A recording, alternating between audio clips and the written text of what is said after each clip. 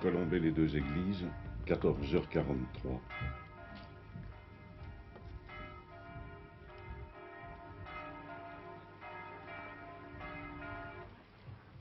À 400 mètres de l'église, la Boisserie, la demeure acquise en 1933 par le lieutenant-colonel de Gaulle.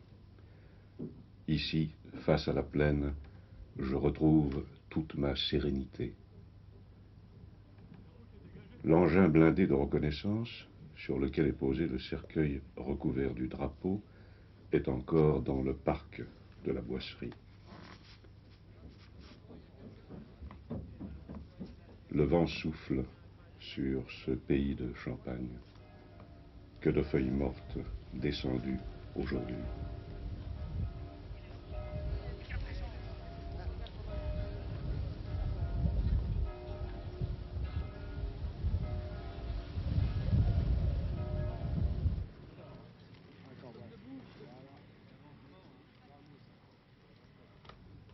Les grilles de la Boisserie sont ouvertes.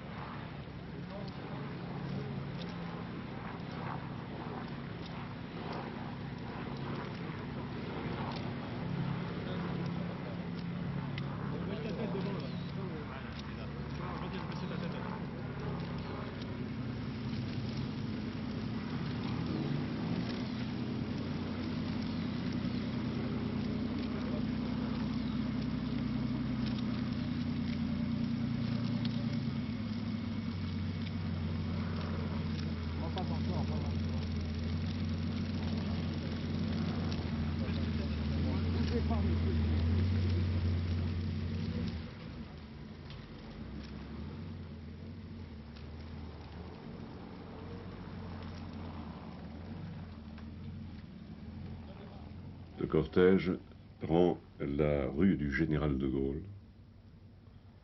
Et dans la foule, ils sont des milliers venus de toute la France pour ce moment-là. Il y a ici 350 compagnons de la Libération, des survivants de l'ordre qui en comptaient un peu plus de 1000. Ils sont venus de tous les coins du monde, certains d'Amérique du Sud. Et la plupart ne s'étaient pas vus depuis très longtemps.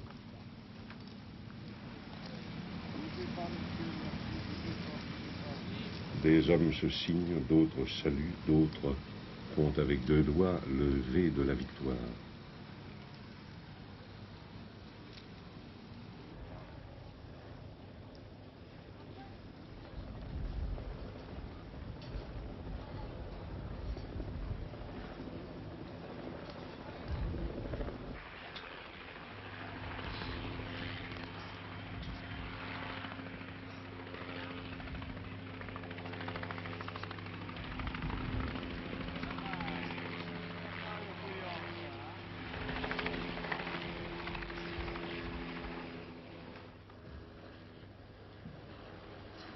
Immédiatement après l'engin blindé qui porte le cercueil du général de Gaulle, la première voiture est celle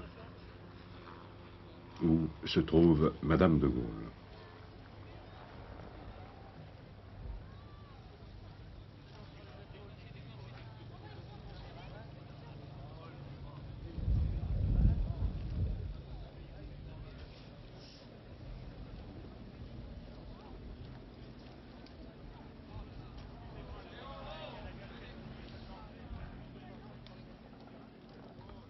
Vous voyez apparaître la voiture de Madame de Gaulle.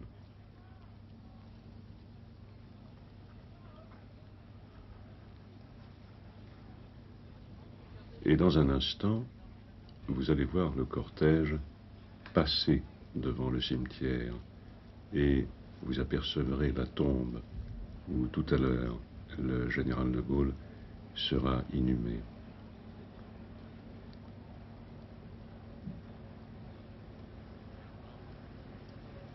Voici le cimetière. Et voici la tombe. Les fleurs blanches ont été déposées là, à l'intention de Anne de Gaulle, la fille enterrée ici en 1948.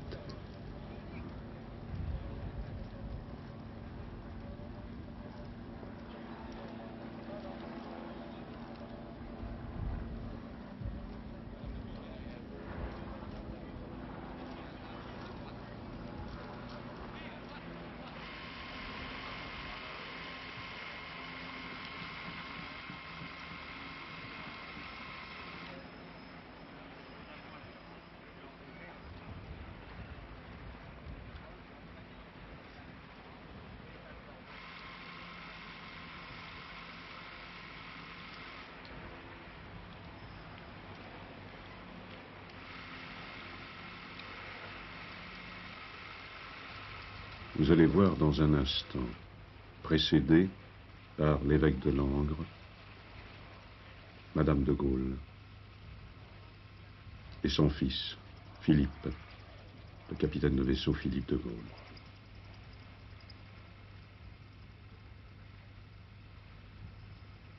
Puis suivront le général de Boissieu, son gendre, sa femme, les petits-enfants, dont le jeune Charles de Gaulle.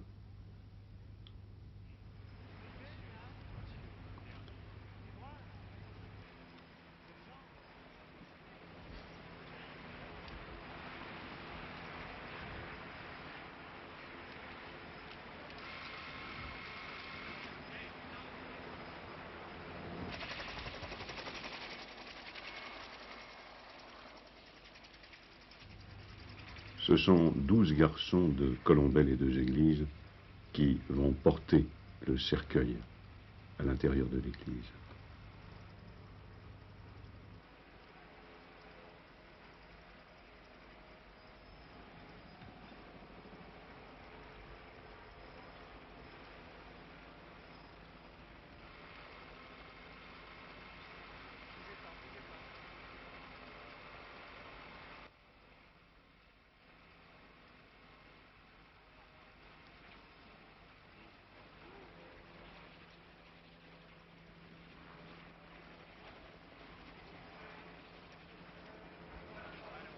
Le Saint-Cyrien, qui suit le cercueil, porte, lui, le livre des Compagnons de la Libération, qui sera tout à l'heure déposé sur le cercueil.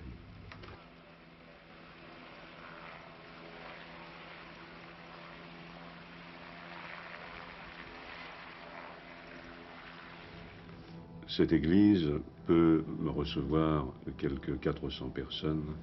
Elle est un peu trop petite pour le monde qui s'y est pressé cet après-midi. Un grand nombre des Compagnons de la Libération étaient restés debout. C'est l'évêque de Langres, Monseigneur Raton, qui a concélébré la messe, assisté du curé de Colombey et de François de Gaulle, père blanc et neveu du général.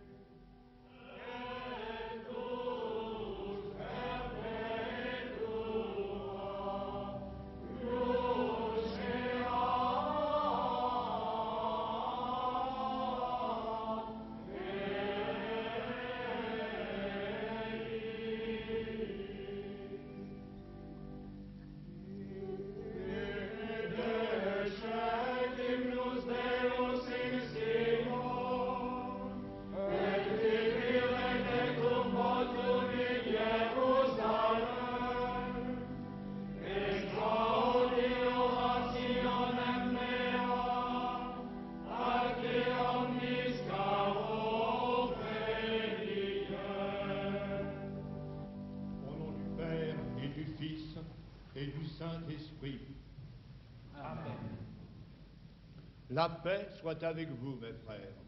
Et avec votre esprit. Nous sommes réunis, mes frères, dans l'unanimité de notre attachement et de notre reconnaissance au général de Gaulle, que Dieu a rappelé à lui. Chrétiens, nous sommes unis plus profondément encore par notre foi en l'amour infini de Dieu. C'est à lui que nous adressons notre prière pour Charles de Gaulle, pour sa famille, pour la France, afin de nous préparer à offrir le sacrifice de la messe. Il nous faut d'abord, mes frères, demander au Seigneur d'avoir pitié de nous, d'oublier nos erreurs, nos péchés et de nous pardonner. Seigneur, prends pitié. Elle est sûre, cette parole. Si nous sommes morts avec lui nous vivrons. Si nous supportons l'épreuve, André Malraux. avec lui nous régnerons. Si nous sommes Des haut-parleurs infidèles, diffusent à l'extérieur la cérémonie pour ceux qui sont car il ne sur la peut place que et renier même lui-même. sur les toits de Colombey.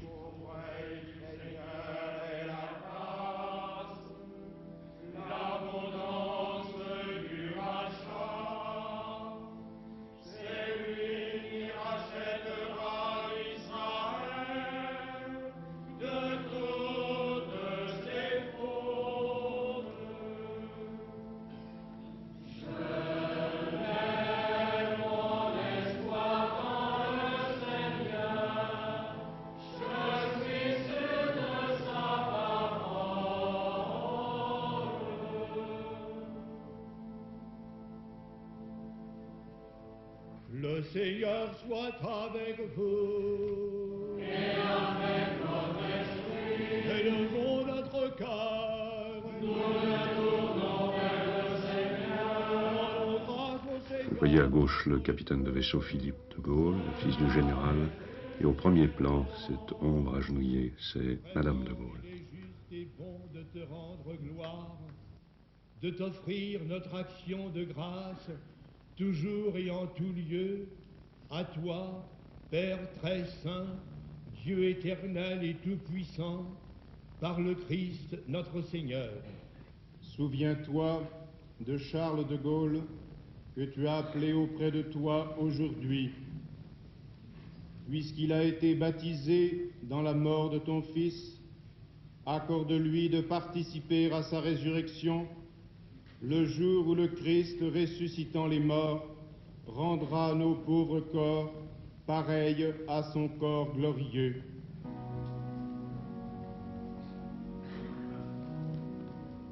Madame de Gaulle vient de communier, puis d'autres membres de sa famille vont l'imiter.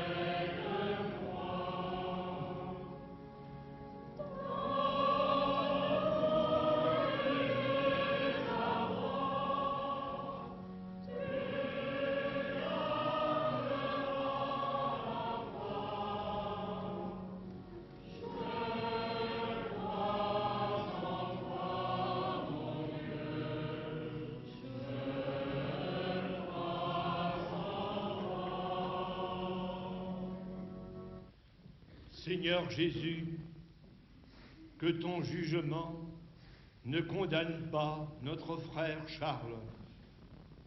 Devant toi, qui donc serait trouvé juste, si tu ne lui obtiens pas toi-même le pardon de tous ses péchés?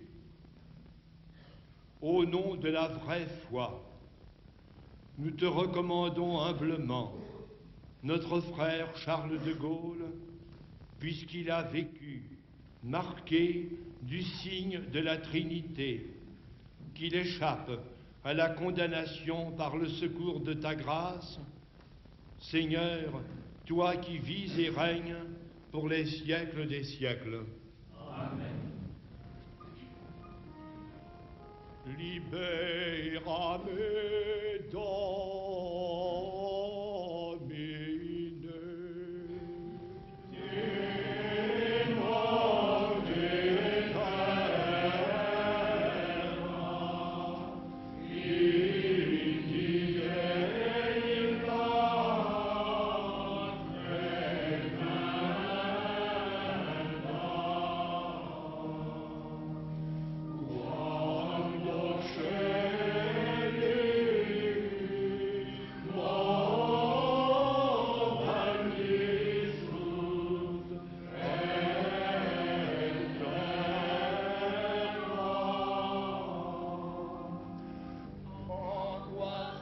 15h50, la fin de la messe. Le cercueil va maintenant être porté au cimetière, toujours par les 12 jeunes gens de Colombey.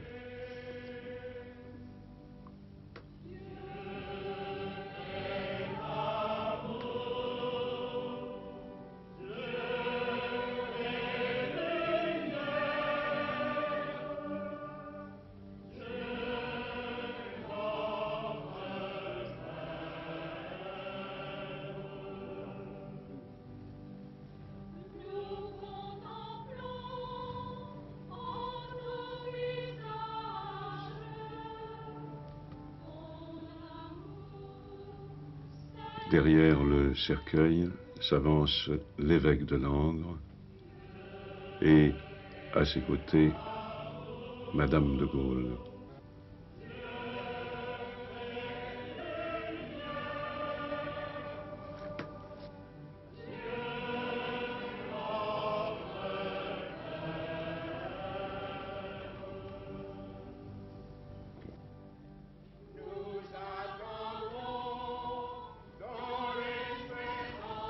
Puis le général de Boissieu, sa femme et la petite Anne, suivis de Charles de Gaulle. Puis la sœur aînée du général de Gaulle.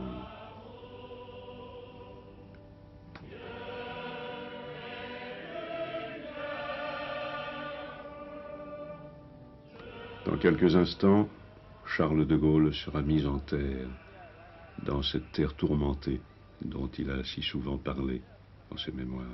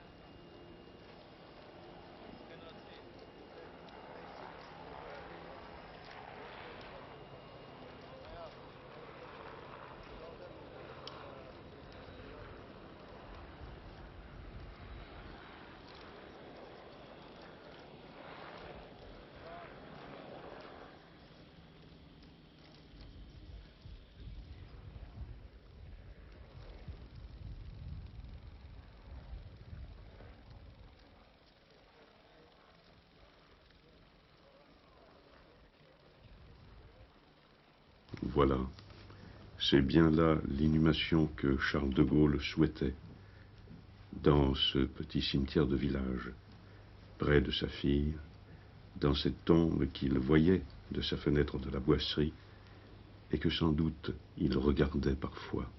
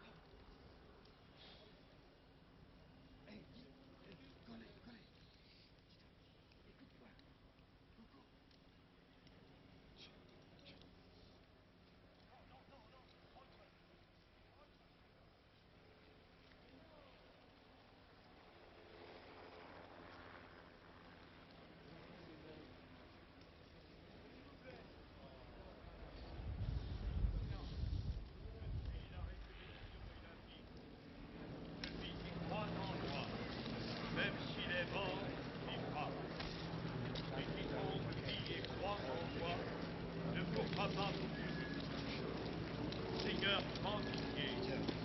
Ok. Seigneur, Ok, Robert. prends pitié. Ok. Et ensemble, mes frères, disons la prière du Seigneur.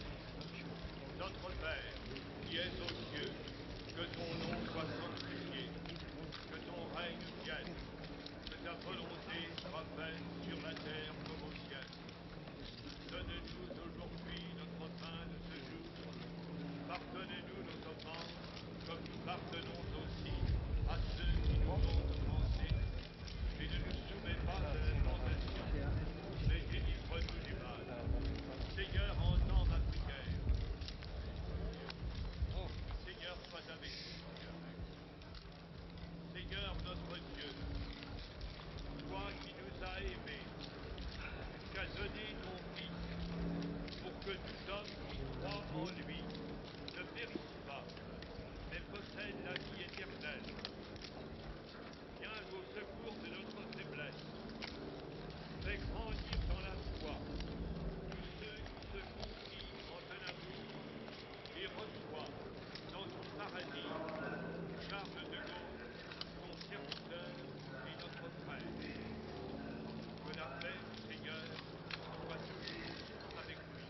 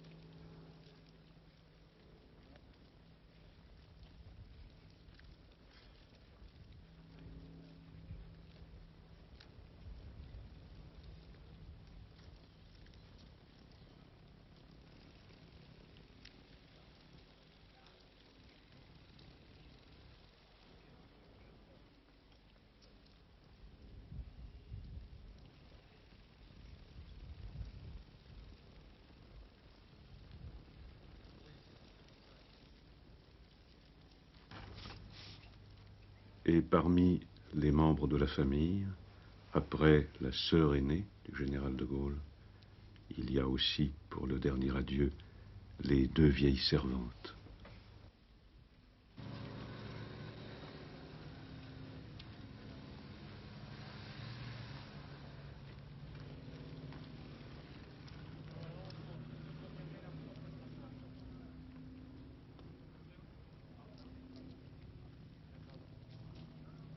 Bougez pas sur le plateau, merci.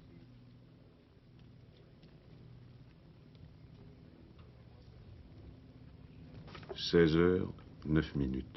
La grille de la boisserie est refermée.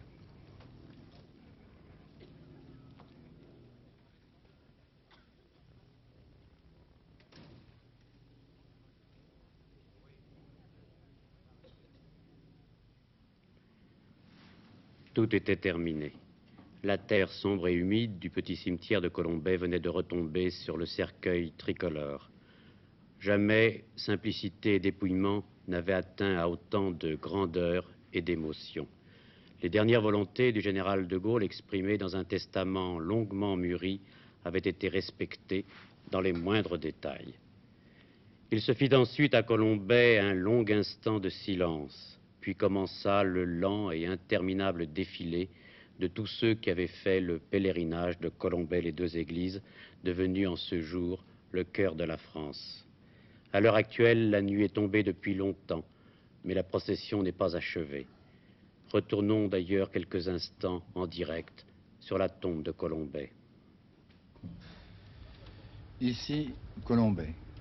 Comme vous venez de le dire, la procession n'est pas encore achevée, mais elle s'achèvera bientôt. Les dernières volontés du général de Gaulle ont été strictement respectées jusqu'au bout. C'est-à-dire que c'est dans le silence et la dignité que 40 000, peut-être 50 000 hommes et femmes, venus des quatre coins de la France, ont rendu un dernier hommage à Charles de Gaulle. Le défilé devant la tombe a commencé dès la fin de l'office religieux. En tête, bien sûr, venaient les compagnons de la Libération, portant épinglée sur la poitrine la plaquette de bronze accrochée par le ruban vert et noir. Et derrière eux, c'était la foule.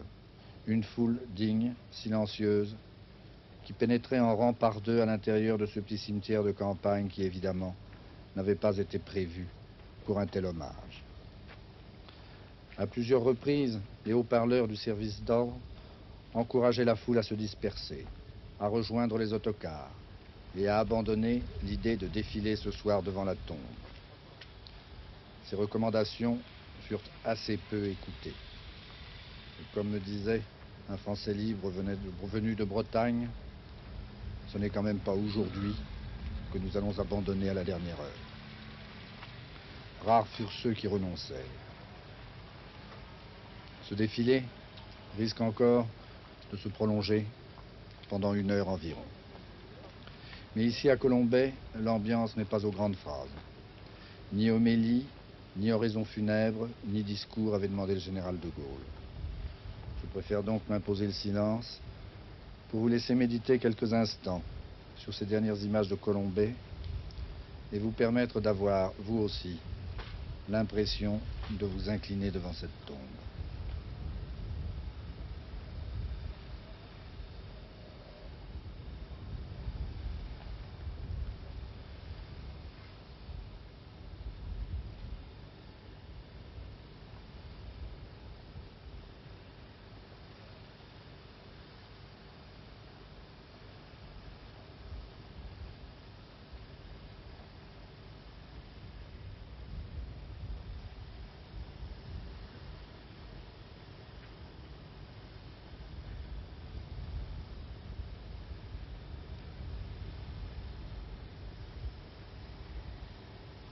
Ici Colombey, à vous Paris.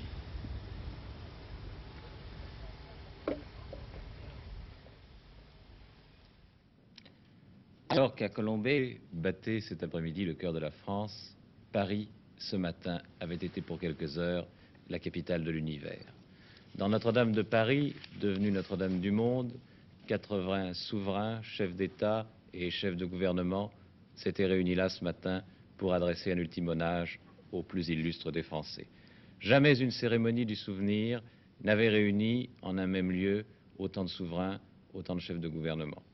À côté du président Nixon ou du Shah d'Iran, du président Podgorny ou de la reine Juliana, il y avait aussi ceux qui ont quitté le pouvoir, mais qui, à un moment donné, avaient participé à l'histoire aux côtés du général de Gaulle, l'Israélien Ben Gourion, l'Allemand Erhardt, Eden, l'Anglais.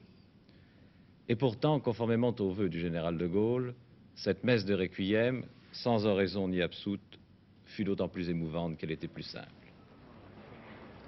Tôt ce matin, avant même les premières lueurs de l'aube, des centaines, puis des milliers, puis des dizaines de milliers de Parisiens s'étaient rassemblés dans toutes les rues avoisinant la cathédrale Notre-Dame, où devait être célébré à 11 heures le service solennel à la mémoire du général de Gaulle. Dans cette foule, nombreux étaient ceux qui avaient espéré pouvoir entrer dans la cathédrale où les bas-côtés avaient été réservés au public. Il fallut fermer les portes quelques minutes après les avoir ouvertes. 3000 personnes avaient pu pénétrer, on ne pouvait en recevoir davantage. Pour les autres, il ne restait que les trottoirs de la place et des rues. L'attente debout et le froid vif du petit matin provoquèrent quelques évanouissements. Les malades furent évacués par la police dans les postes de secours de la Croix-Rouge.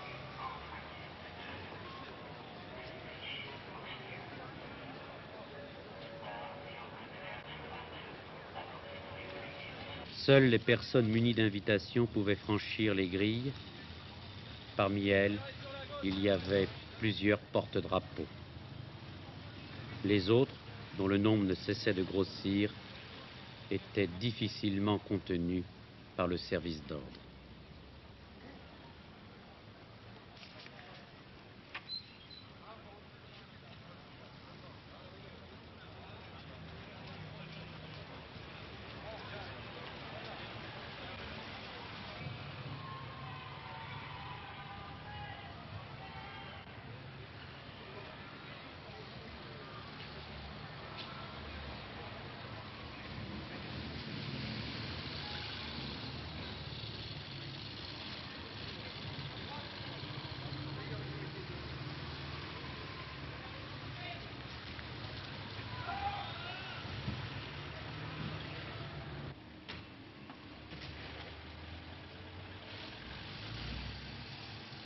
J'espérais d'assister à la cérémonie religieuse, mais on ne peut pas entrer. Alors, je suis venue de banlieue, mais je suis là depuis 8h30. Il n'y a rien à faire.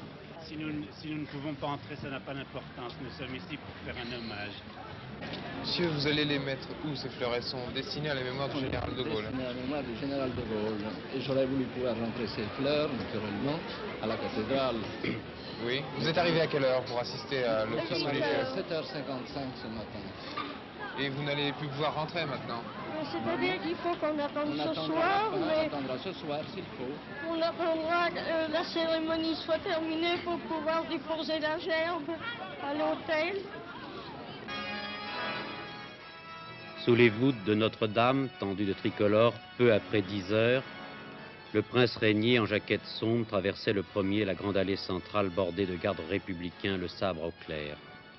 C'est ensuite le long défilé des souverains et chefs d'État, le roi Baudouin, le frère du prince Hussein, du roi Hussein, le président Tsiran, l'empereur Haïlé Sélassié, la reine Juliana, le prince de Galles, le président Nixon, conduit par Monseigneur Pézeril.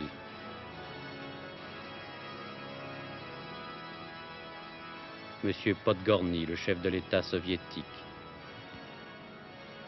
salué par Monsieur Kekkonen, le président de la République finlandaise.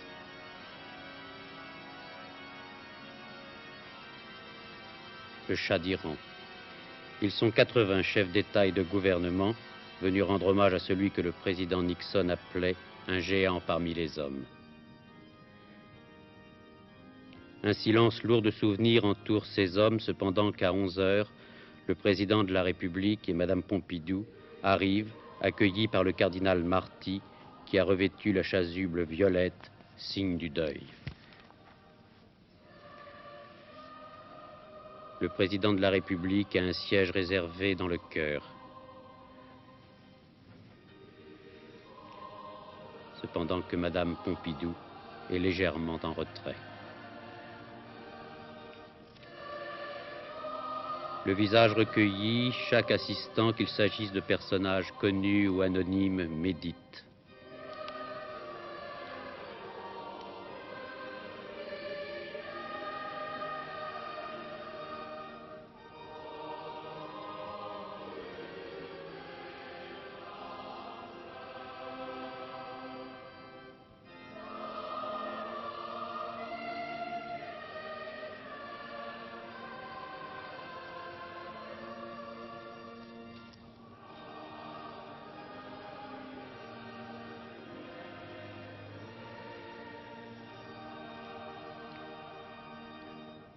Le gouvernement est là, au grand complet, derrière le président Chaban-Delmas, les présidents des assemblées, le corps diplomatique, les corps constitués. La messe sera simple, dite par le cardinal Marty, sans homélie. Simplement, à un moment, une invitation à la méditation.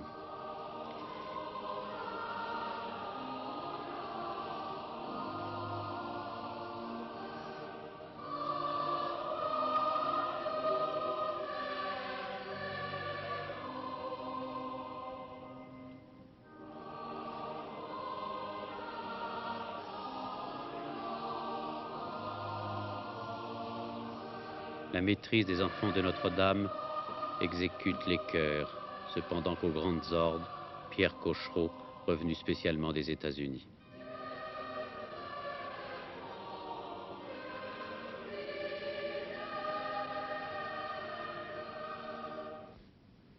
Notre assemblée, à laquelle s'unissent des millions d'hommes en France et dans le monde, prouve quelle place tenait celui qui vient d'être appelé soudainement dans son éternité. Il a sollicité notre silence. Il a voulu l'humble intercession de la communauté chrétienne. Confessant le péché, nous prions Dieu de donner son pardon et sa paix. Requiem aeternam dona ei Domine.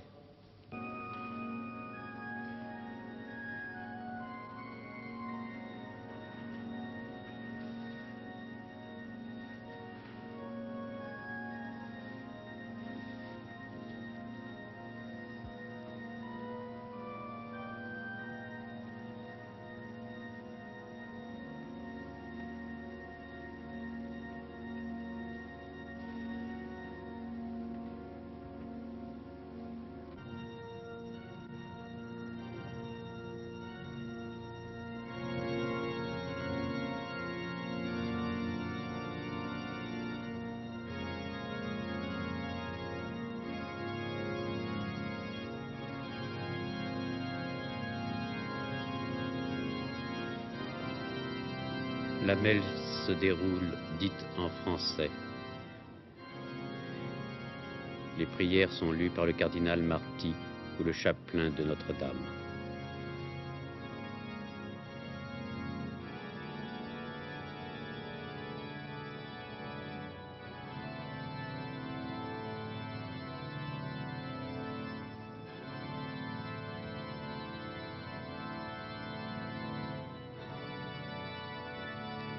C'est un évangile de Saint Jean qui sera lu, un évangile d'espérance.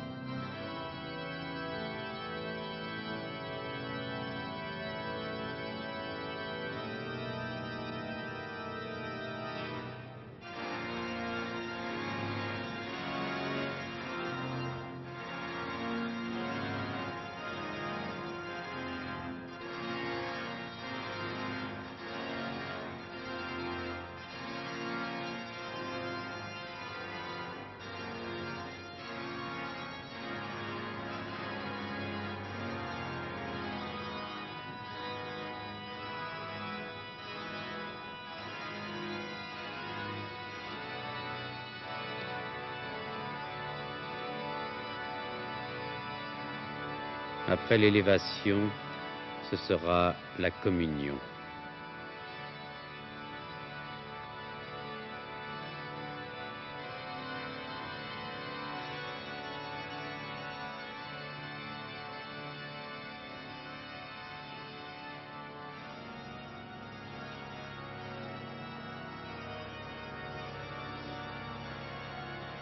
Pour la première fois dans une cérémonie officielle, la communion va être distribuée à tous les assistants qui le désirent.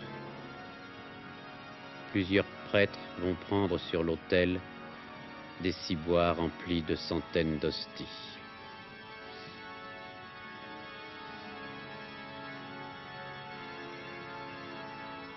Vont communier Madame Pompidou, le roi Baudouin,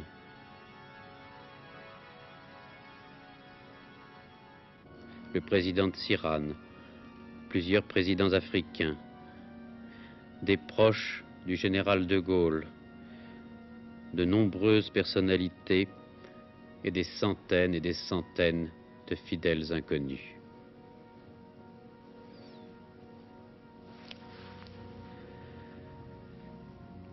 Les représentants des autres cultes, orthodoxes, protestants, islamiques, israélites, sont présents dans cette église catholique. Croyants de toute nature ou incroyants, cet instant est pour tous véritablement un instant de communion.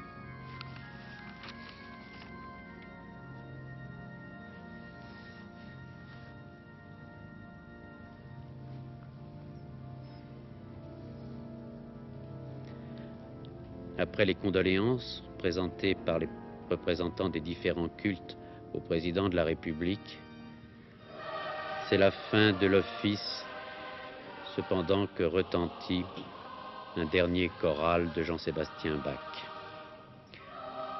Le président de la République et Madame Pompidou vont sortir les premiers de la cathédrale, conduits par le cardinal François Marty.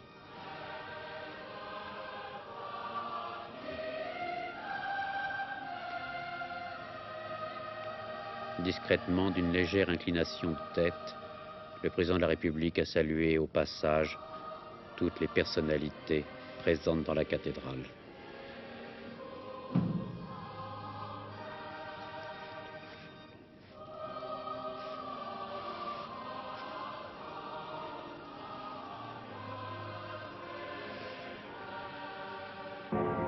Puis c'est la sortie de tous les fidèles.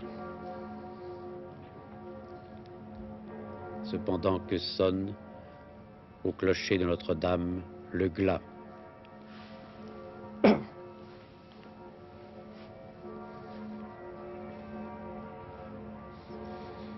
Le président de la République n'a pas caché son émotion durant toute la cérémonie. Il était bouleversé. Et sur le parvis, comme s'ils étaient venus enterrer un proche, il s'arrête quelques instants, tous ces personnages illustres se saluent, échangent quelques propos. Et jusque dans ces images, on retrouve cette simplicité, ce dépouillement qu'avait souhaité le général de Gaulle.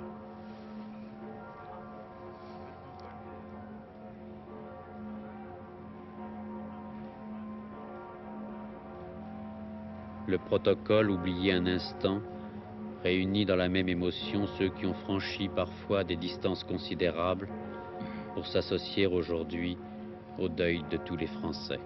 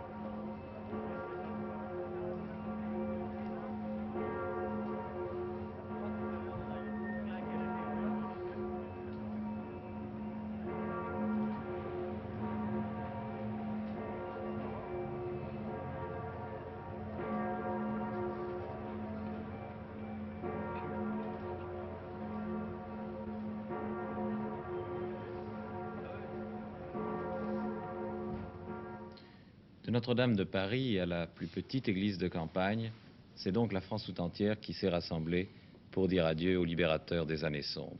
Marseille, Lyon, Bordeaux, Lille, Nancy, aucune grande ville n'a manqué au souvenir. Et c'était partout le même recueillement et la même émotion. Mais certains de ces hommages ont peut-être été encore un peu plus touchants que les autres. À Paris, à midi aujourd'hui, les autobus se sont arrêtés pendant 1 minute C'est la manière dont le personnel de la RATP voulait marquer son hommage au général de Gaulle. À Orly, ce matin, un peu avant 11 heures, les haut-parleurs de l'aérogare ont cessé d'annoncer les départs et les arrivées des avions pour faire savoir qu'une messe allait être dite dans l'aérogare. Et on a vu des hommes et des femmes en transit venant des 4 coins du monde assister à cette cérémonie et apporter leur hommage personnel à Charles de Gaulle. Mais ce deuil que la France tout entière a célébré, ce deuil, une commune, un village, l'a ressenti probablement beaucoup plus encore que tous les autres, et ce village, bien sûr, c'est Colombey-les-Deux-Églises.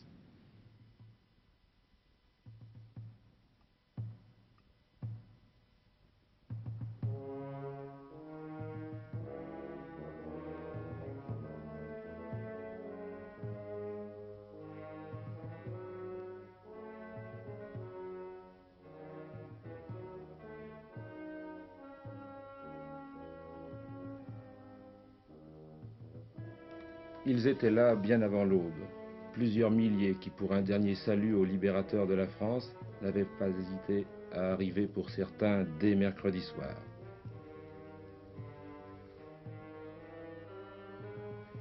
Ils se tenaient là debout, certains enveloppés dans une couverture, le thermomètre dépassait à peine 0 la nuit dernière. Ils étaient venus de tous les coins de France, de Paris, de Marseille, beaucoup d'étrangers aussi, beaucoup d'Allemands. Et tout au long de la matinée, le long pèlerinage allait se poursuivre.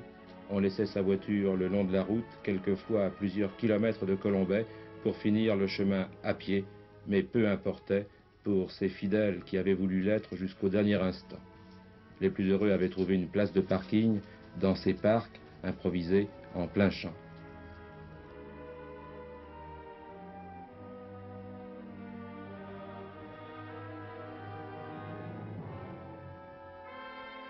Le plus étonnant, c'était ce silence qui planait sur le petit village malgré toute cette foule, 40 000, 50 000 personnes peut-être, tous mêlés, des jeunes et des moins jeunes, anciens de la France libre, Saint-Cyriens, compagnons de la première heure.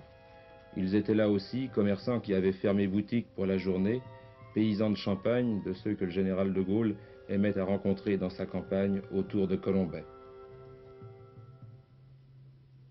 Français anonymes, tous réunis dans le même souvenir, dans le même silence.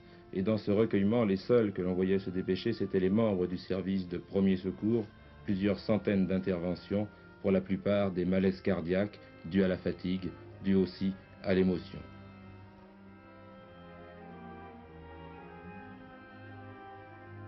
Pour être présent à Colombey une dernière fois, d'autres avaient choisi de venir en train.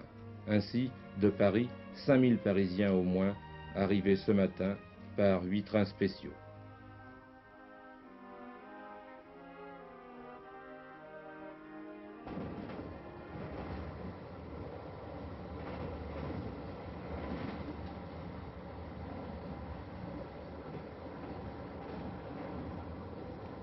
L'essentiel, c'est d'aller à Colombey, porter témoignages et puis le reste. Ah oui, mais vraiment, ça fait plaisir. Vous savez, ça prend certainement plaisir. Notre-Dame, c'est bien gentil, Notre-Dame, mais c'est pas l'action, c'est pas le mouvement. Ah non, et Notre-Dame, c'est très bien. C'est très bien, mais ce n'est pas ça.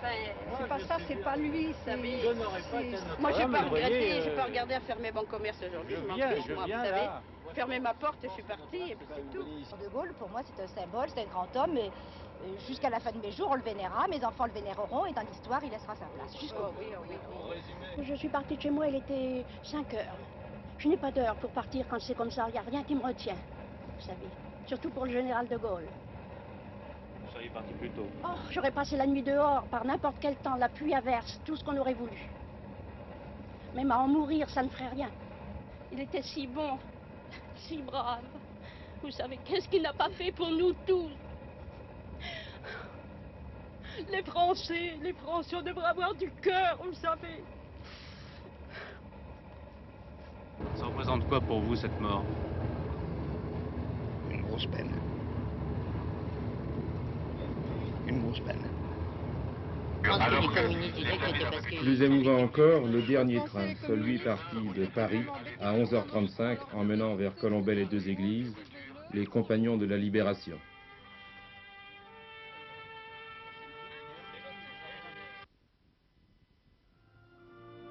les compagnons de la Libération, le général de Gaulle leur avait réservé la place d'honneur dès 1952.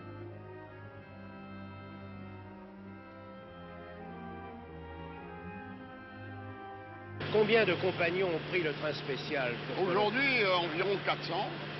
Vous pensez qu'à peu près tous les compagnons qui sont en vie seront à Colombey? Mais il en est venu de tous les coins, de Bangkok, de Djibouti, il en est venu du Kenya. Et quelle que soit l'opinion politique, puisque vous voyez aujourd'hui, vous en avez de toute origine. Monsieur Alban Vistel, vous êtes compagnon de la Libération. Le général de Gaulle a tenu expressément à ce que les compagnons de la Libération assistent à ses obsèques. Est-ce que cette dernière volonté vous a surpris? Tout d'abord, elle m'a bouleversé, n'est-ce pas, parce qu'elle atteste une telle fidélité à notre égard et un tel sens de la fraternité que j'en étais bouleversé.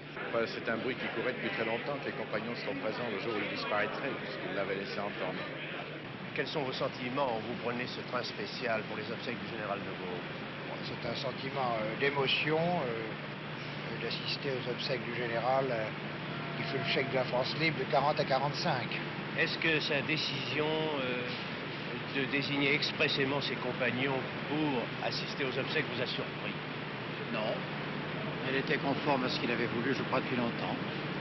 Honorer ceux qui les premiers l'avaient rejoint, qui n'avaient jamais mis en question le sort de la France.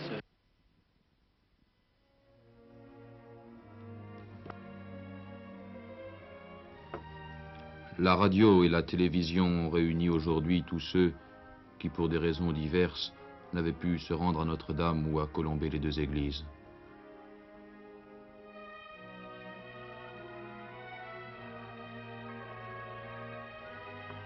Peu de monde dans les rues de Paris, si ce n'est de petits groupes qui se sont formés devant les boutiques de télévision.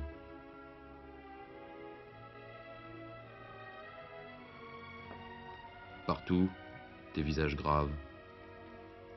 Ceux de ceux qui ont combattu sous ses ordres, ceux pour qui il a été une raison de vivre aux heures sombres de la guerre.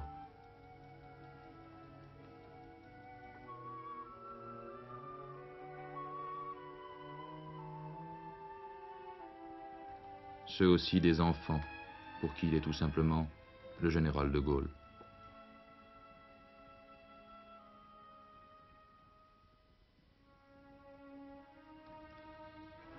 Oradour-sur-Glane, la ville martyre, rendait aussi hommage à celui qui fut le premier personnage officiel à l'avoir reconnu, à lui avoir reconnu le droit de justice à la fin de la guerre, et qui en 1962 écrivait sur le livre d'or de la Commune pour Oradour-sur-Glane, en toute émotion et en toute confiance nationale.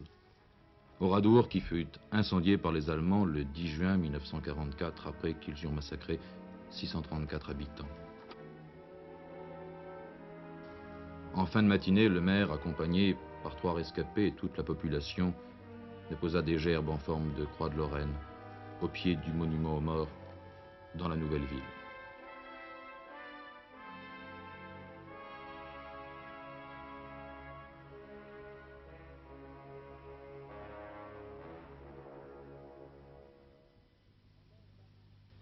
À l'île de Sein, tandis que le glas résonnait dans les ruelles désertes de la petite île, tous les Sénans s'étaient retrouvés une nouvelle fois dans la petite église, tous réunis une dernière fois derrière Charles de Gaulle.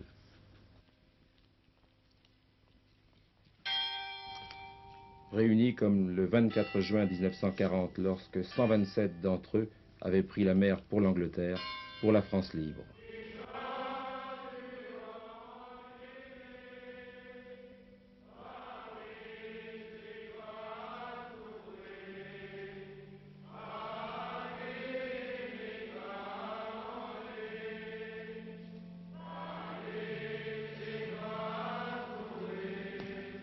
Ici à Sein, le dernier geste à la mémoire du général de Gaulle devait être une simple gerbe déposée au pied du monument, rappelant pour toujours la réponse des Sénans en juin 40.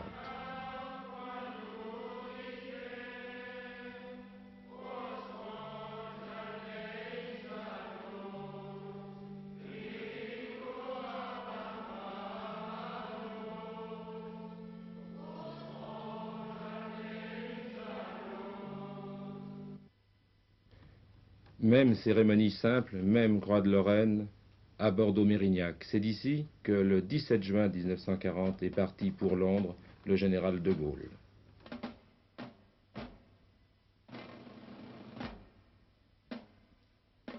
Français, n'oubliez jamais, le premier résistant de France, le général de Gaulle, parti afin de continuer la lutte.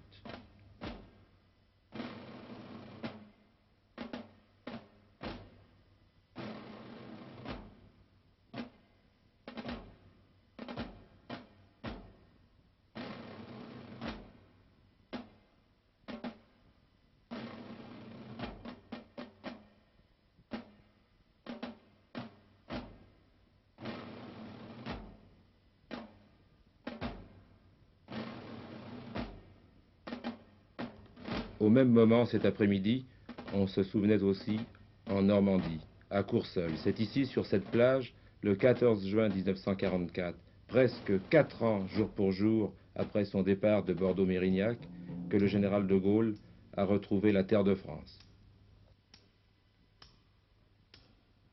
Ce jour-là, la plupart des Français devaient découvrir un visage.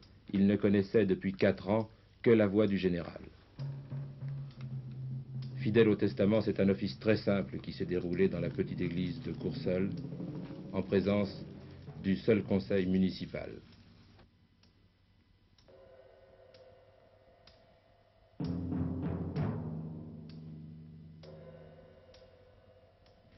Contraste ici à Lille, la ville qui a vu naître le général de Gaulle. Son courage de soldat affronta tant de tempêtes pour le service de notre pays, qu'il connaisse désormais la paix inaltérable du royaume de Dieu. Après l'office, les fidèles, à Lille comme dans toute la France, pouvaient se presser devant les registres pour une dernière signature, un dernier hommage au général de Gaulle. Deuil national dans toute la France, et ceux pourtant qui travaillaient aujourd'hui n'ont pas oublié. Ainsi, dans cette usine de Bourges, par exemple, à 11 h, les 282 ouvriers, debout, ont respecté 1 minute de silence.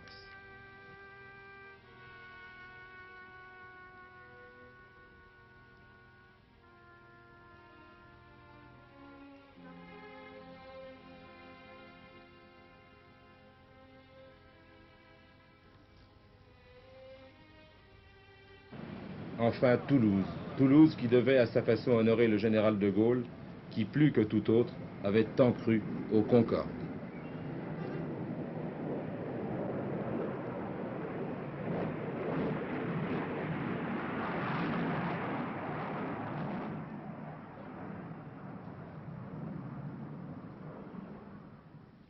Paris est l'une des 5 villes de France titulaires de l'ordre de la Libération.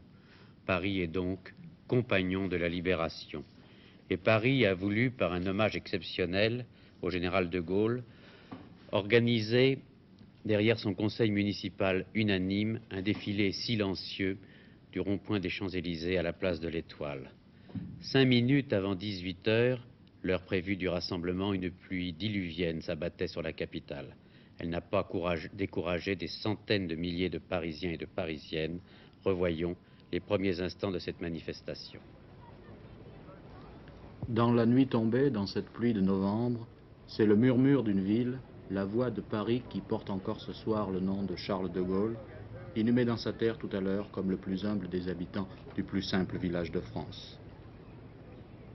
Après l'hommage des grands du monde réunis ce matin en communion de souvenirs en la nef de Notre-Dame de Paris, après l'hommage de tous les hommes et les femmes de France dans la déchirante simplicité de l'église de Colombey, c'était ce soir Paris rassemblé sur cette voie royale des Champs-Élysées dans le lent cheminement du respect profond. À 18 h, ils étaient des centaines de milliers à répondre à l'appel du président du Conseil de Paris qui invitait la population de Paris, compagnons de la Libération, à se rassembler dans le silence pour cette marche vers l'Étoile, pour déposer une dernière gerbe sur la dalle du soldat inconnu. Des gerbes, il y en a par milliers, des fleurs par millions.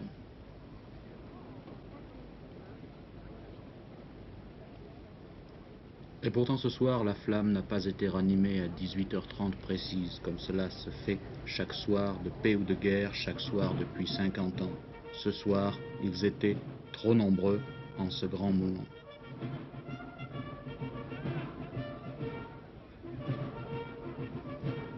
Ils étaient là, la pluie et les larmes mêlées sur le visage, tous les conseillers de Paris, la poitrine barrée de tricolore, tous les anciens combattants. À 18h30, la foule grossissait toujours, innombrable. La pluie n'en a découragé aucun.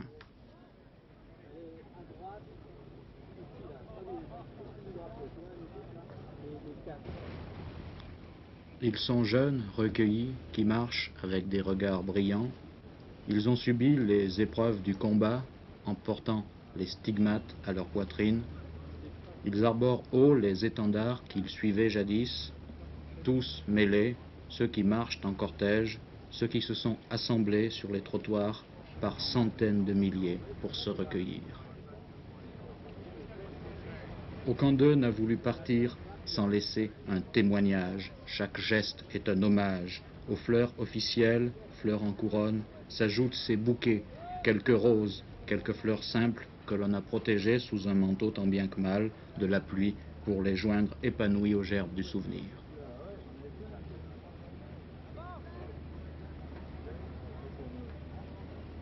Ils sont venus des quartiers de Paris, des banlieues éloignées, venus à pied, sous le vent et la pluie. Tous arborent les trois couleurs, un foulard noué autour du cou, un simple ruban tricolore à la boutonnière, quelques fleurs.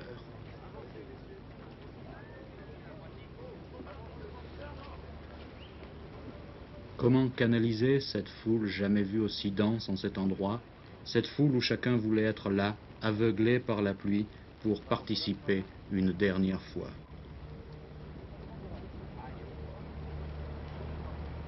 C'est sur ces images d'une foule spontanée que s'est terminée cette humble cérémonie du recueillement.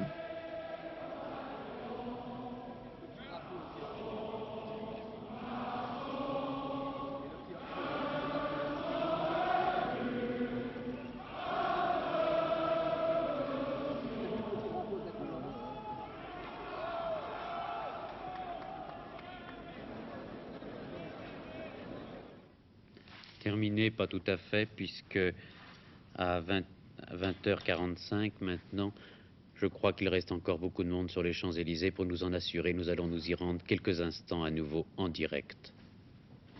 Oui, il y a autour du tombeau du soldat inconnu, autour de ces fleurs, de ces croix de Lorraine, de ces fleurs jetées, de ces fleurs amoncelées, de ces fleurs du souvenir et du respect, il y a encore beaucoup de monde, énormément de monde. Le défilé n'a jamais cessé. À un moment donné, il était peut-être 19h20, 19h25, juste après la fin de notre reportage en direct. À un moment donné, les gens se dispersèrent parce que la pluie vraiment était affreuse. Et puis, ils sont revenus. Ils sont revenus et ils continuent de venir, ils continuent de défiler.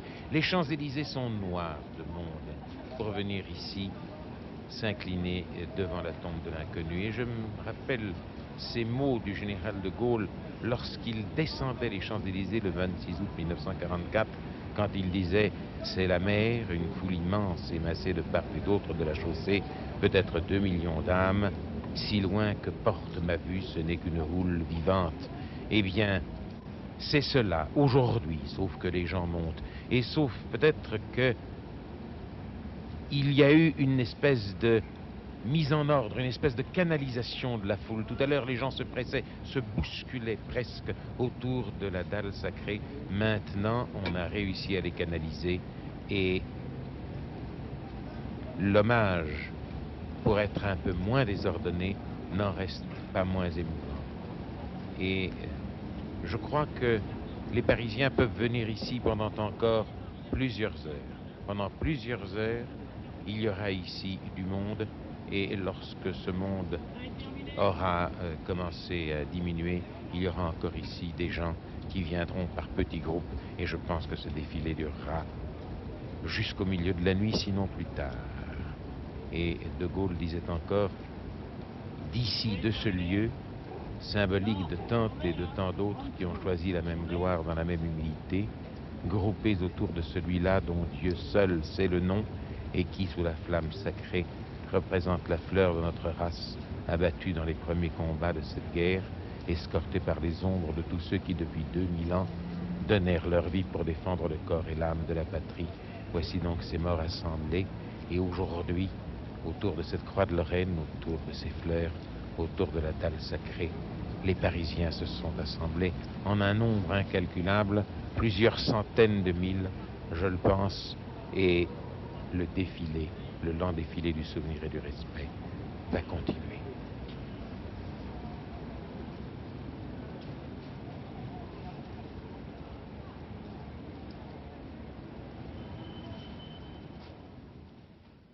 Cette foule était si nombreuse, si dense, que nous avons dû interrompre notre premier reportage tout à l'heure en direct. Et M. Maurice Druon, qui avait accepté de participer à cet hommage de Paris au général de Gaulle en commentant ce reportage, n'a pu associer tous ceux qui, d'une façon ou d'une autre, dans la guerre comme dans la paix, quel que soit leur âge, et fût-ce seulement par la pensée, comme le prouvait la présence de tant de femmes et de tant d'enfants de France, que tous ceux qui ont participé à l'action historique du général de Gaulle. À cet hommage individuel des Parisiennes et des Parisiens, des Françaises et des Français, il faut ajouter l'hommage de tous les chefs d'État et de gouvernement venus représenter leur pays aux obsèques du général de Gaulle. Et cet après-midi, tous les rois, tous les chefs de gouvernement, tous les ministres des Affaires étrangères sont allés à l'Élysée présenter leurs condoléances au président et à Madame Pompidou. Jamais on n'avait vu un tel défilé de chefs d'État à l'Élysée. Défilé ouvert en début d'après-midi par le président américain Nixon, suivi du président soviétique Podgorny. M. Pompidou a en effet commencé par recevoir, en audience privée, 8 chefs d'État et de gouvernement. Le président italien Saragat, la reine Juliana de Hollande, le premier britannique M. Heath, le premier indien Mme Gandhi, le président allemand Heinemann et le roi Baudouin de Belgique. Ces entretiens ont duré de 10 à 15 minutes chacun, sauf les deux premiers, qui ont eu un caractère politique, celui avec M. Nixon, qui a duré 45 minutes, et celui avec M. Podgorny, qui a duré 25 minutes. Lors de sa première sortie, le président Nixon n'a voulu faire aucune déclaration.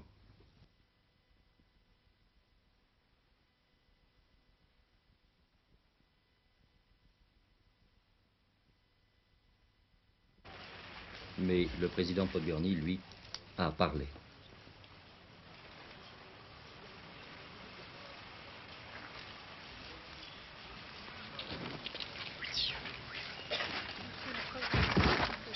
Les thèmes abordés au cours de votre conversation. J'ai tenu à exprimer en mon nom, au nom de mes amis, au nom de tout le peuple soviétique, nos profondes condoléances à l'occasion du décès de cet homme d'État hors pair qu'a été le général de Gaulle.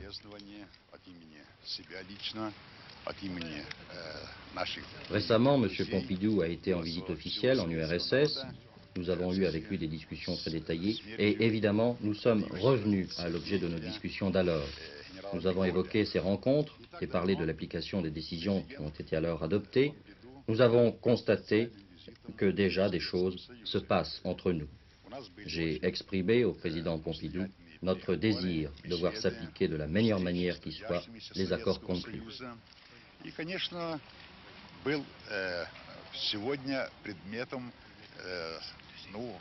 Воспоминаний о встречах, беседах и о реализации тех решений, которые были приняты во время его официального визита в Советский Союз. И хотя времени прошло немного, Et M. Podgorny a terminé en souhaitant beaucoup de bonheur et beaucoup de santé au peuple français. Я поблагодарил господина президента за теплую встречу, за хорошую беседу. Сейчас я хочу пожелать вам счастья, здоровья и успехов больших. À 17h, réception officielle, et dans la cour de l'Élysée, ce fut un carrousel ininterrompu de voitures. Des dizaines et des dizaines de souverains, de chefs d'État et de gouvernement sont venus présenter leurs condoléances au président de la République. C'est la reine Juliana qui a ouvert le défilé dans le salon Murat à 17h15. Vous avez vu le monseigneur Makarios, le chef d'État chypriote, Sa Majesté impériale le Shah d'Iran, voici le président Podgorny,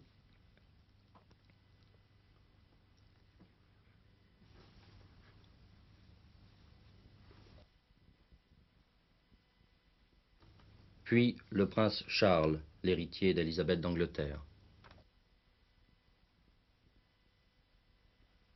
Madame Indira Gandhi, Premier ministre de l'Inde. Monsieur Bouteflika, ministre des Affaires étrangères algérien. Le président allemand Heinemann. Parmi tant d'autres chefs d'État africains, Monsieur Bokassa, République centrafricaine. De l'Extrême-Orient, Monsieur Aichi, ministre des Affaires étrangères du Japon. Monsieur Tsiranana, le président de Madagascar.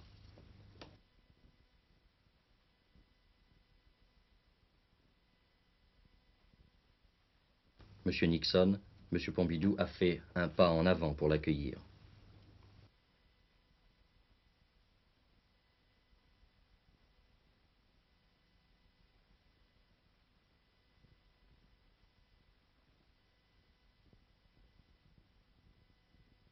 Le président Léopold Senghor.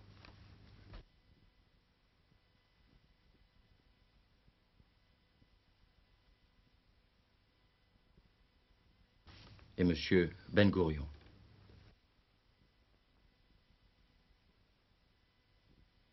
Majesté, vous étiez personnellement lié avec le général de Gaulle. En effet, j'ai eu l'honneur et le plaisir de connaître ce grand homme depuis la guerre, les années de la guerre. C'est normal que je vienne rendre hommage au général en représentant mon pays, un ami de la France, ainsi qu'à titre personnel. Et en faisant cela, c'est au fond rendre hommage à la France, à son histoire, peut-être à cet esprit de chevalier sans peur et sans reproche que nous aimerions voir se perpétrer toujours. Et puis M. Nixon a bien voulu nous dire quelques mots.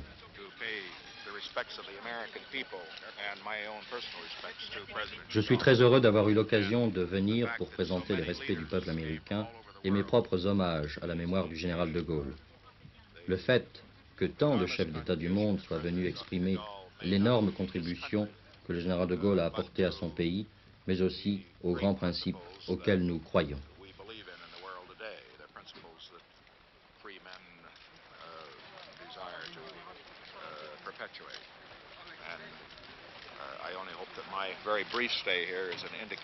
J'espère seulement que mon très bref séjour ici exprime le respect immense que le nom de Gaulle suscite auprès de millions de mes concitoyens, mais aussi le respect qu'il commande auprès de millions de personnes du monde entier qu'il n'a jamais pu rencontrer.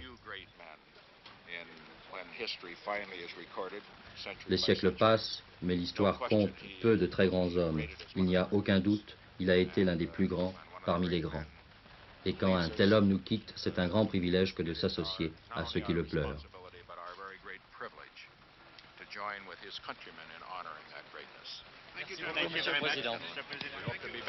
Et puis M. Nixon a ajouté, j'espère en tout cas revenir à Paris dans des circonstances moins tristes. Monsieur le Président, quand pensez-vous pouvoir venir? Rien de précis pour le moment, mais vous savez, je ne manque jamais une occasion de venir à Paris. 80 chefs d'État et de gouvernement réunis à Paris par-delà les divergences qui opposent certains d'entre eux. C'est ainsi que ce matin, le président Nixon et le président Podgorny, le chef de l'État soviétique, se sont rencontrés pendant 20 minutes, aussitôt après la messe de Requiem à Notre-Dame.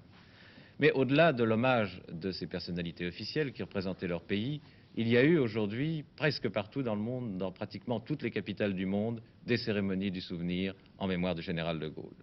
L'un des gestes les plus remarqués, incontestablement, a été l'hommage personnel rendu par le président Mao Tse-tung, qui a adressé un télégramme personnel à Madame de Gaulle.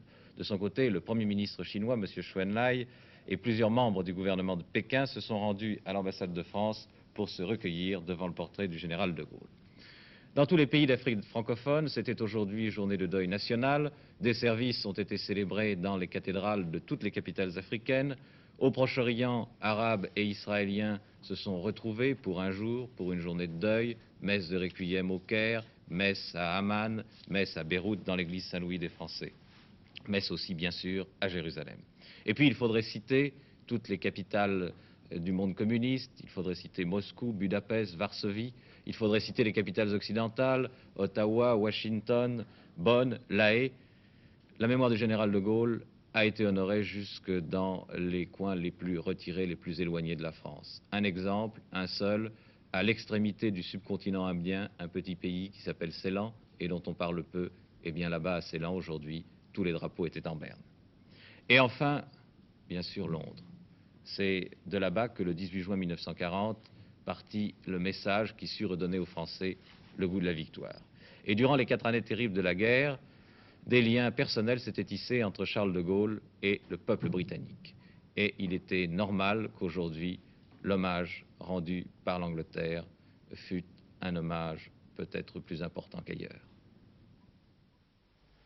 C'est surtout ce soir dans les programmes d'information que les Britanniques regarderont sur leur chaîne de télévision les obsèques du général de Gaulle. Néanmoins, ce matin et cet après-midi, ceux d'entre eux qui étaient disponibles n'ont pas manqué de suivre les retransmissions en direct et se sont joints par l'intermédiaire du petit écran à la foule des Français en deuil.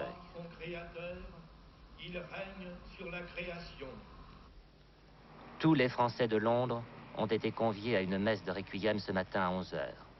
Ils sont venus très nombreux dans cette église de Notre-Dame de France où le chef de la France libre s'était si souvent recueilli durant la guerre.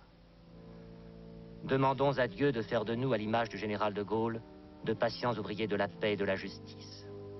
C'est en ces termes que le père Noblet, supérieur de la paroisse, a invité les nombreux fidèles, parmi lesquels des Britanniques, à prier et à se recueillir. Monseigneur Boisguérin de Liverpool officiait aux côtés du père Noblet. Dans le chœur, 4 drapeaux français avaient été placés au-dessus de l'autel.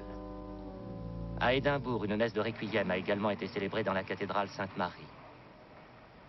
Comme la plupart des personnalités françaises et britanniques se trouvent absentes de Londres aujourd'hui pour les obsèques, le gouvernement britannique a décidé de prévoir un office spécial à la mémoire du général de Gaulle à la cathédrale Saint-Paul le 19 novembre à midi, où elles seront conviées.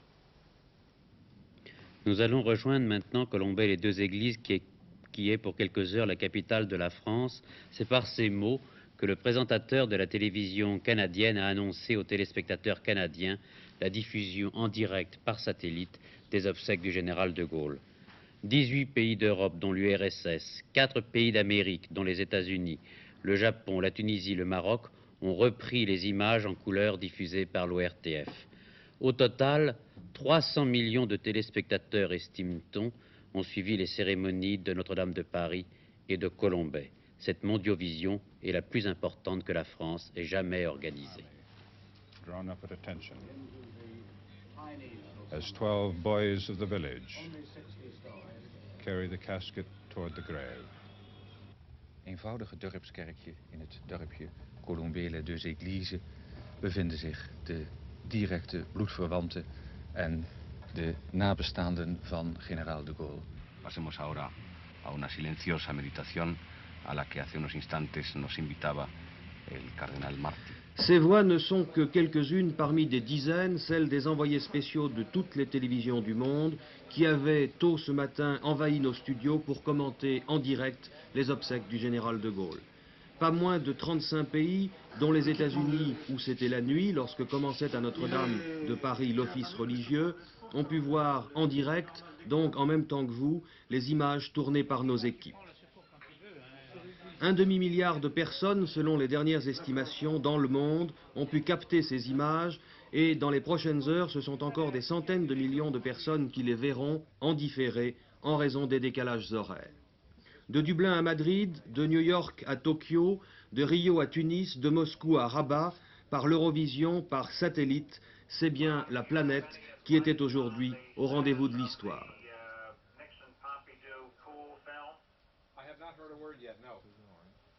Attention Lampex, on va bientôt arrêter. Voilà. Nous avons, je pense, rendu le plus exactement compte possible des différentes manifestations qui ont marqué cette journée de deuil national. Avant de reprendre sur nos 2 chaînes le programme spécial qui sera suivi d'un journal télévisé commun où vous pourrez revoir quelques-uns des reportages que nous avons déjà diffusés, il faut nous arrêter quelques instants et nous intéresser, si nous le pouvons, à quelques autres aspects de l'actualité du monde. Le temps de la guerre et des crises n'est hélas pas oublié. Et une dépêche bien inquiétante nous est arrivée ce soir du Caire. En effet, pour la première fois, le président de la République arabe unie a reconnu que son pays avait profité du cessez-le-feu pour renforcer ses positions militaires. Je vous cite les propos de M. Anwar el-Sadat qui s'adressait aujourd'hui au Congrès général de l'Union socialiste arabe. Nous avons grandement mis à profit le cessez-le-feu pour nous renforcer et cela apparaîtra au moment opportun. Nous ne laisserons échapper aucune occasion pour nous renforcer et nous ne resterons pas les bras croisés devant les fortifications entreprises par Israël pour consolider ses positions, a ajouté le président el-Sadat. Une dépêche qui nous vient de la Cité du Vatican. M. Andrei Gromyko, ministre des Affaires étrangères du RSS, a été reçu aujourd'hui en audience par le pape Paul VI. Des nouvelles de Luna 17 qui poursuit sa route en direction de la Lune. Luna 17 a maintenant franchi plus de la moitié de la distance Terre-Lune et il semble que Luna 17 emmène un certain nombre d'expériences supplémentaires en plus de ce qu'il doit faire comme Luna 16, c'est-à-dire recueillir des échantillons de sol lunaire et les ramener sur Terre. Concorde 002, le second prototype de l'appareil franco-britannique supersonique, a atteint aujourd'hui Mach 2. Le vol s'est extrêmement bien passé, donc 8 jours après le Mach 2 de Concorde 001. Enfin, une dernière dépêche qui fera réfléchir tous les pirates de l'air en puissance. L'ex-marine italo-américain Raffaele Minichiello, qui, le 30 octobre 1969, détourna en plein vol un Boeing 707 de la TWA de San Francisco à Rome, a été condamné aujourd'hui par le tribunal de Rome à 7 ans et 6 mois de prison. Depuis ce mardi 10 novembre au matin, où la nouvelle de la mort du général de Gaulle a pétrifié le monde entier, il est une phrase qui est souvent revenue dans les déclarations des hommes d'État étrangers, des personnalités françaises ou dans les réflexions de Français inconnus. Une page est tournée, une grande page de l'histoire de France. Il n'y avait donc d'autre manière pour nous de porter témoignage de ce moment de l'histoire qu'en unissant nos efforts au moment où la France tout entière se rassemblait dans le souvenir du général de Gaulle. Et c'est le sens que nous avons voulu donner à ce travail en commun de 24 heures sur la 2 et d'information première.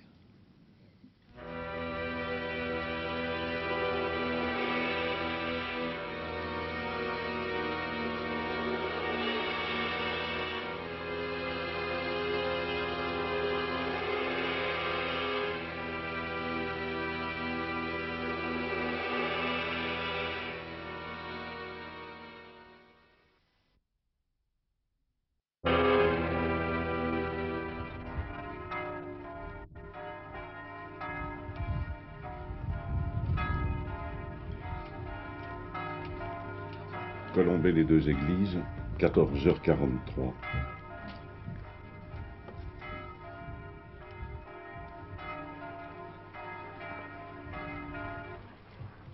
À 400 mètres de l'église, la Boisserie, la demeure acquise en 1933 par le lieutenant-colonel de Gaulle.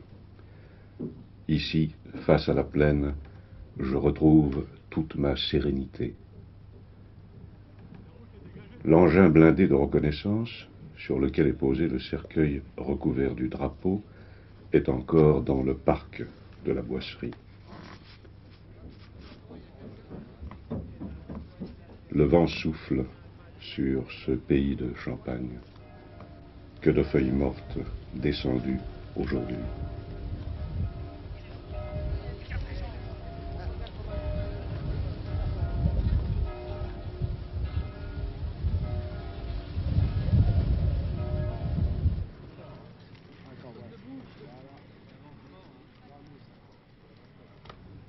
Les grilles de la Boisserie sont ouvertes.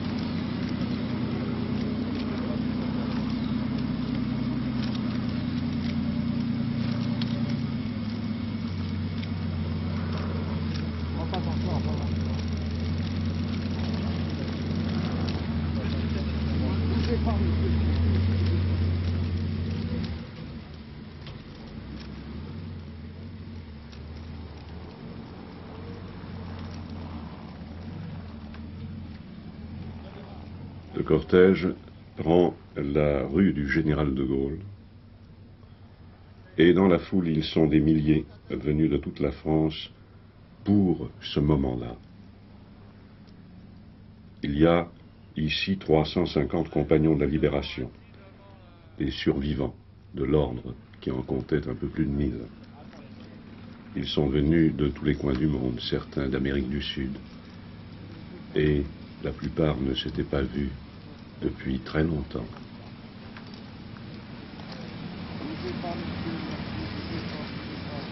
Des hommes se signent, d'autres saluent, d'autres font avec 2 doigts le V de la victoire.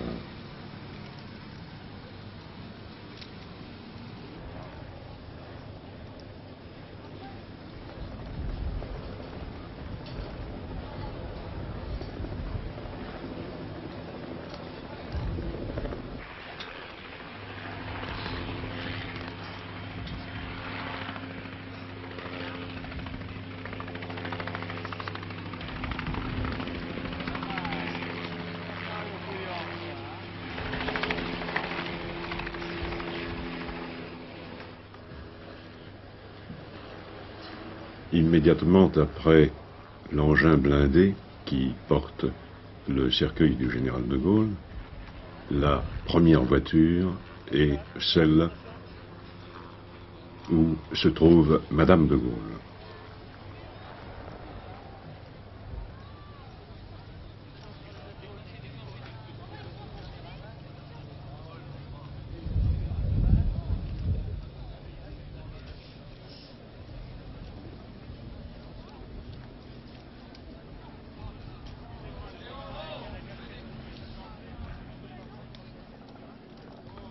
Vous voyez apparaître la voiture de Madame de Gaulle.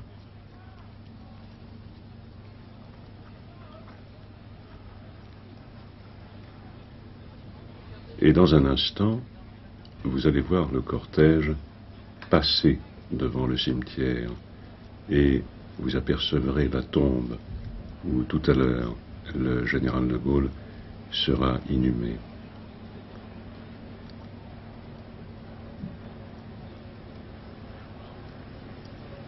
Voici le cimetière. Et voici la tombe. Les fleurs blanches ont été déposées là, à l'intention de Anne de Gaulle, la fille enterrée ici en 1948.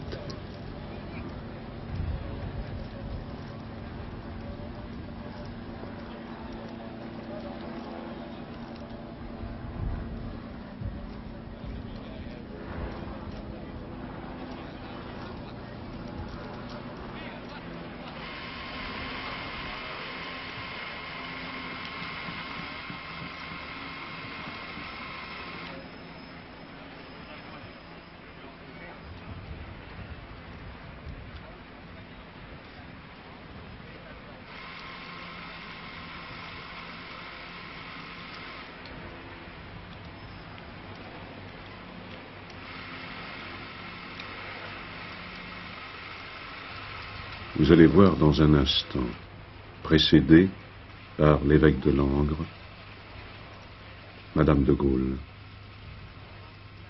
et son fils, Philippe, le capitaine de vaisseau Philippe de Gaulle.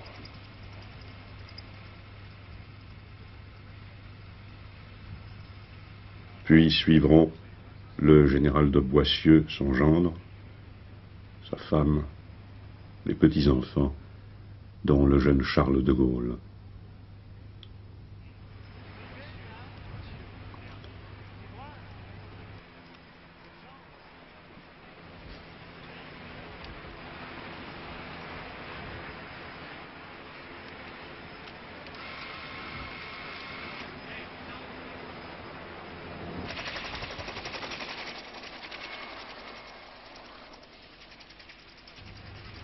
Ce sont 12 garçons de Colombey-les-Deux-Églises qui vont porter le cercueil à l'intérieur de l'église.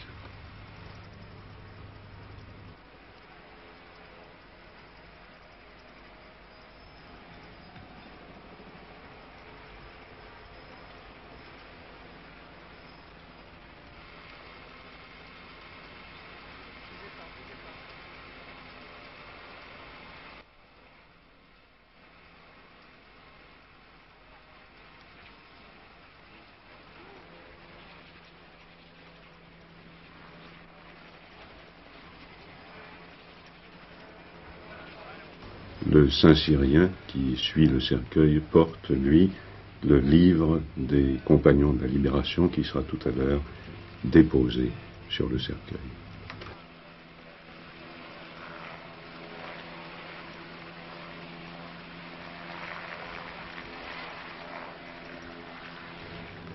Cette église peut me recevoir quelques 400 personnes. Elle est un peu trop petite pour le monde qui s'y est pressé cet après-midi. Un grand nombre des compagnons de la Libération étaient restés debout. C'est l'évêque de Langres, Monseigneur Raton, qui a concélébré la messe, assisté du curé de Colombey et de François de Gaulle, père blanc et neveu du général.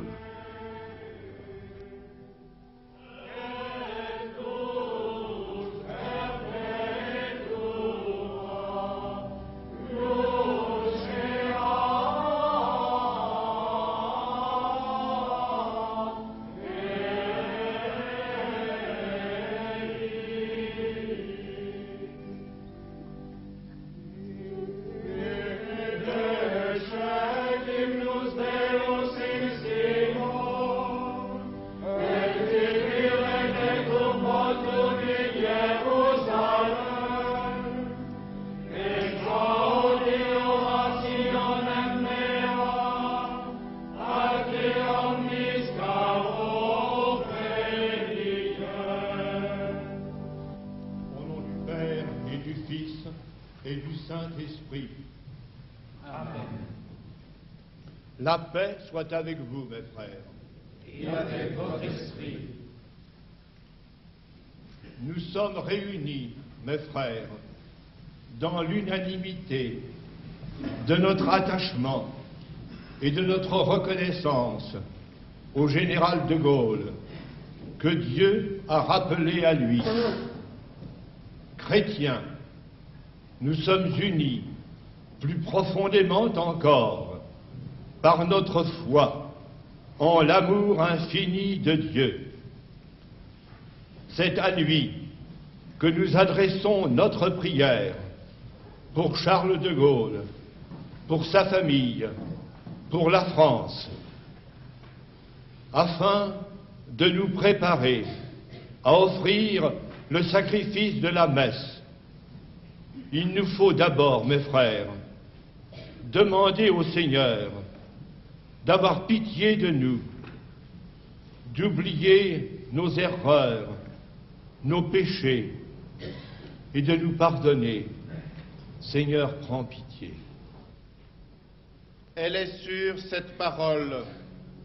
Si nous sommes morts avec lui nous vivrons. Si nous supportons l'épreuve, André Malraux. Avec lui nous régnerons. Si nous sommes des haut-parleurs diffusent à l'extérieur la cérémonie pour ceux qui sont sur la place et même sur les toits de Colombey.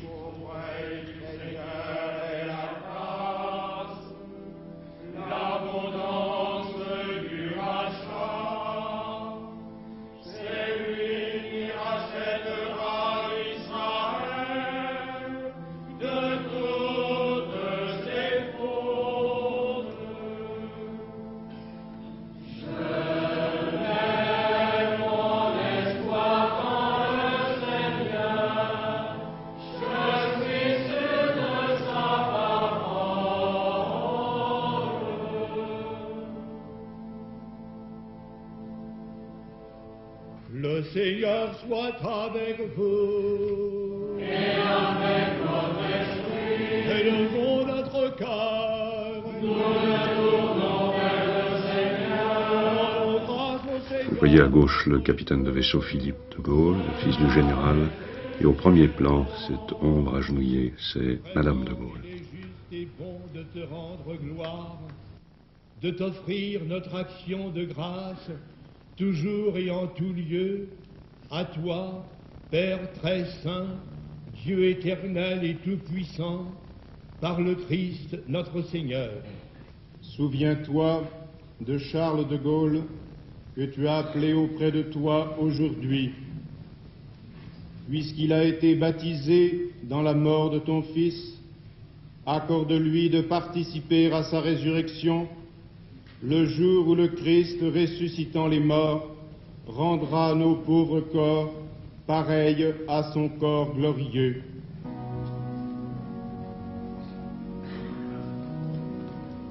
Madame de Gaulle vient de communier, puis d'autres membres de sa famille vont l'imiter.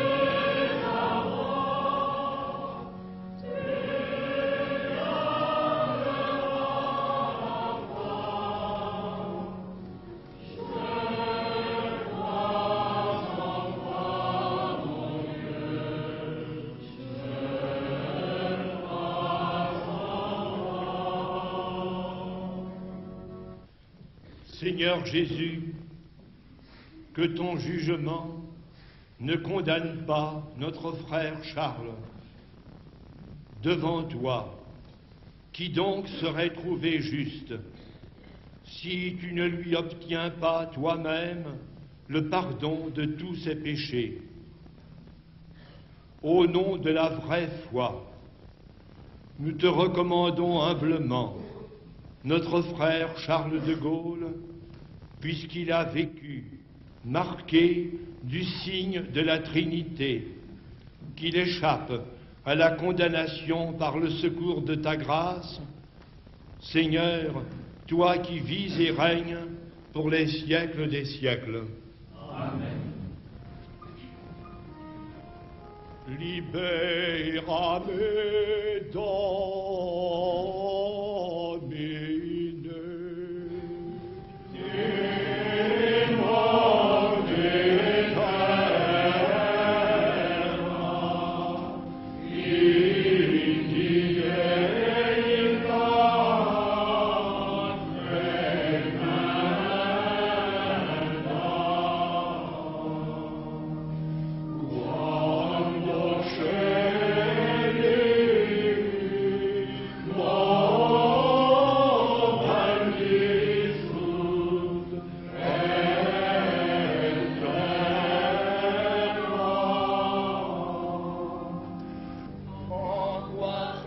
15h50, la fin de la messe.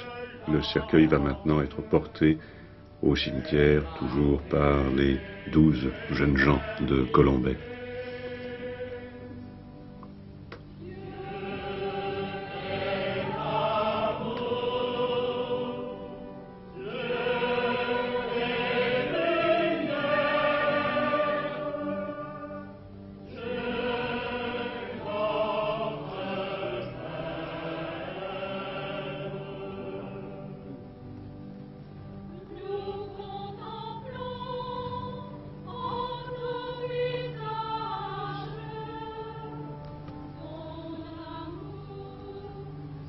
Derrière le cercueil s'avance l'évêque de Langres et à ses côtés Madame de Gaulle.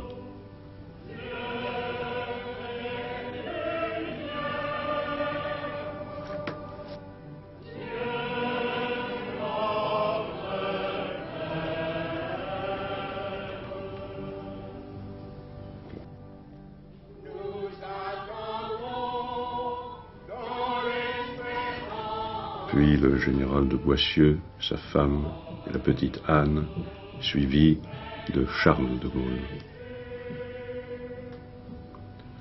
Puis la sœur aînée du général de Gaulle.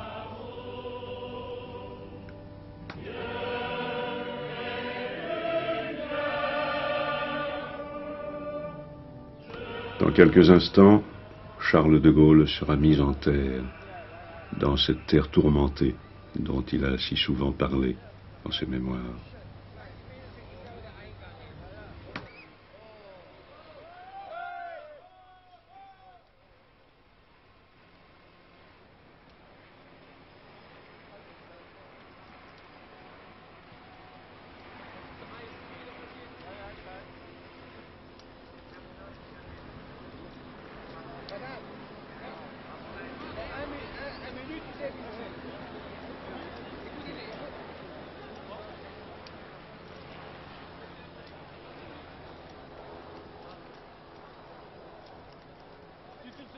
Ja, machen Sie nicht zu viel. Ich brauche nämlich die Kamera, ich muss ja nämlich das da einlegen. Ja, aber das Fahren bleibt schön. Ja, da machen Sie doch. Ganz ruhig halten. Da kann ich jetzt wieder da. Sind Sie ein bisschen höher? Kann ich höher, das sind Bäume da. Das muss auch noch erklärt werden.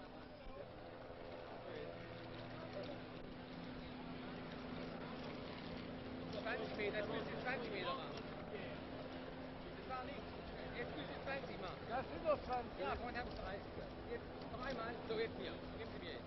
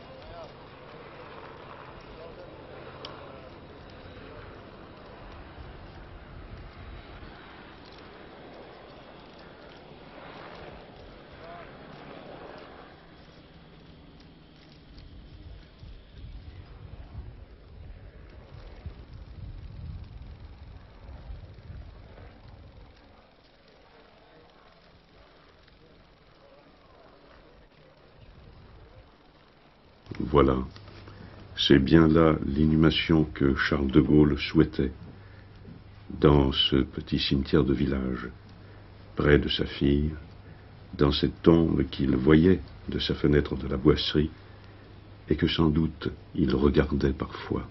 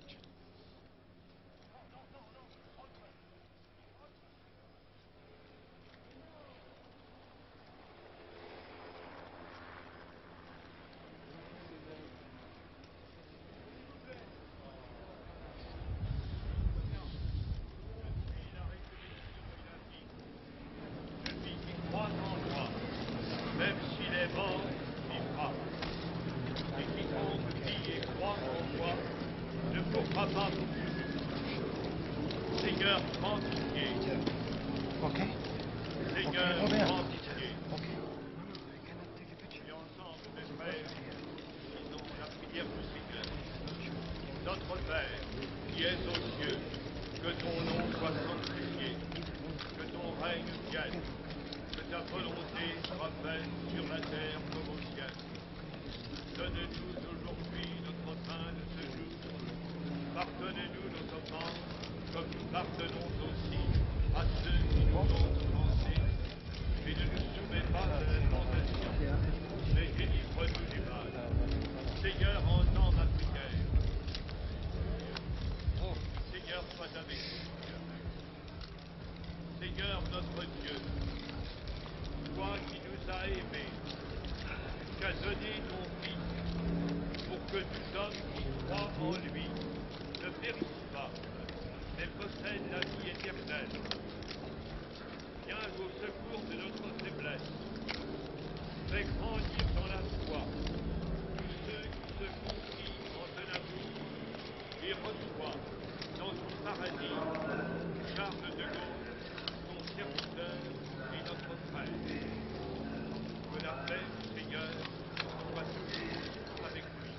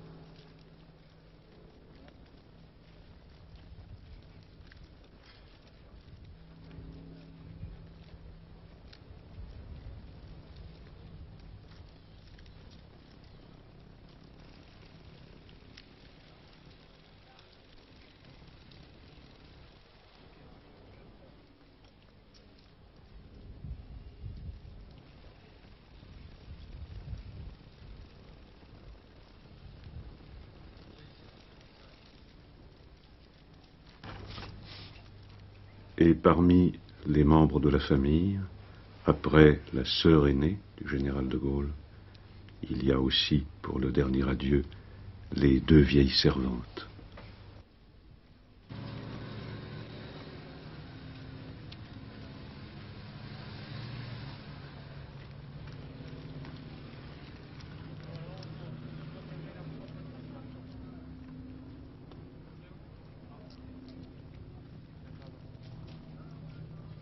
Sur le plateau, merci.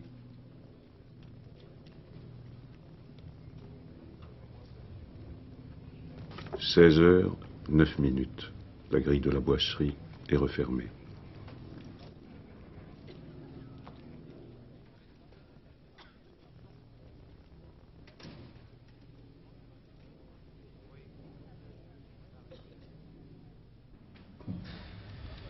Ici, Colombey. Comme vous venez de le dire, la procession n'est pas encore achevée, mais elle s'achèvera bientôt. Les dernières volontés du général de Gaulle ont été strictement respectées jusqu'au bout.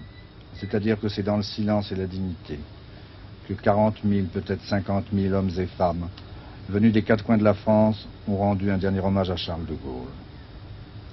Le défilé devant la tombe a commencé dès la fin de l'office religieux. En tête, bien sûr, venaient les compagnons de la Libération, portant épinglée sur la poitrine la plaquette de bronze accrochée par le ruban vert et noir. Et derrière eux, c'était la foule. Une foule digne, silencieuse, qui pénétrait en rang par deux à l'intérieur de ce petit cimetière de campagne qui, évidemment, n'avait pas été prévu pour un tel hommage. À plusieurs reprises, les haut-parleurs du service d'ordre encourageaient la foule à se disperser, à rejoindre les autocars et à abandonner l'idée de défiler ce soir devant la tombe. Ces recommandations furent assez peu écoutées. Et comme me disait un Français libre venu de Bretagne, ce n'est quand même pas aujourd'hui que nous allons abandonner à la dernière heure. Rares furent ceux qui renoncèrent. Ce défilé risque encore de se prolonger pendant 1 heure environ. Mais ici à Colombey, l'ambiance n'est pas aux grandes phrases. Ni homélie, Ni oraison funèbre, ni discours avait demandé le général de Gaulle. Je préfère donc m'imposer le silence pour vous laisser méditer quelques instants sur ces dernières images de Colombey et vous permettre d'avoir, vous aussi, l'impression de vous incliner devant cette tombe.